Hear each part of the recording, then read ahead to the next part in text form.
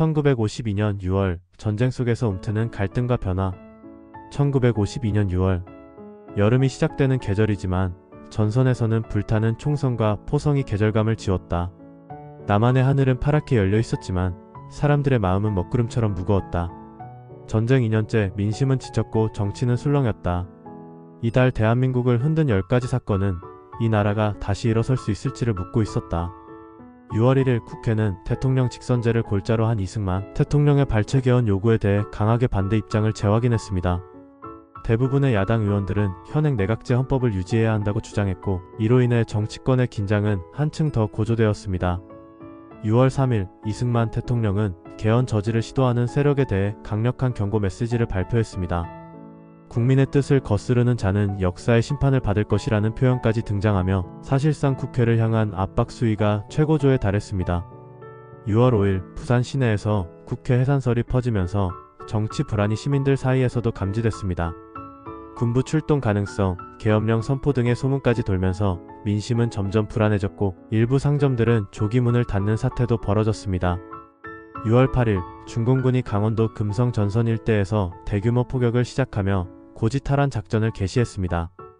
국군과 유엔군은 방어에 나섰고 이 과정에서 양측 모두 적지 않은 사상자를 낸 것으로 전해졌습니다. 6월 10일 정부는 결국 부산 일원의 비상계엄을 선포했습니다. 이는 국회의 개헌 저지를 무력화하려는 정치적 조치로 해석되었고 헌정 질서를 위협한다는 비판이 국내외에서 쏟아졌습니다. 6월 12일 계엄령 하에서 경찰은 개헌 반대 성향의 야당 국회의원 여러 명을 연행했습니다. 야당은 사실상의 쿠데타라며 강하게 반발했고 국회 기능은 사실상 마비 상태에 빠졌습니다. 6월 15일 유엔군 사령부는 한국 정부의 정치적 탄압에 대해 우려를 표하며 한국 민주주의의 안정성을 강조하는 공식 성명을 발표했습니다. 미국을 비롯한 서방 국가들도 이승만 정부에 우회적으로 경고하는 메시지를 보냈습니다. 6월 18일 정부는 국회가 열리지 못한 상황에서 발췌 개헌안을 국회에 기습 상정하고 찬성표를 확보해 통과시켰습니다. 비상계엄 상태에서의 처리였기에 법적 정당성에 대한 논란이 불거졌습니다. 6월 25일 한국전쟁 발발 2주년을 맞아 정부는 순국 장병들을 기리는 기념식을 거행했습니다. 하지만 분위기는 무거웠고 시민들은 끝나지 않는 전쟁에 대한 피로감과 불안을 드러냈습니다. 6월 28일 이승만 대통령은 발췌 개헌이 국민의 열망에 부응하는 조치라고 주장하며 곧 국민투표를 실시할 것임을 공식 발표했습니다. 이는 대통령 직선제 도입의 마지막 절차로 이후 7월 국민투표가 예정되며 정치적 갈등은 더 격화될 전망이었습니다.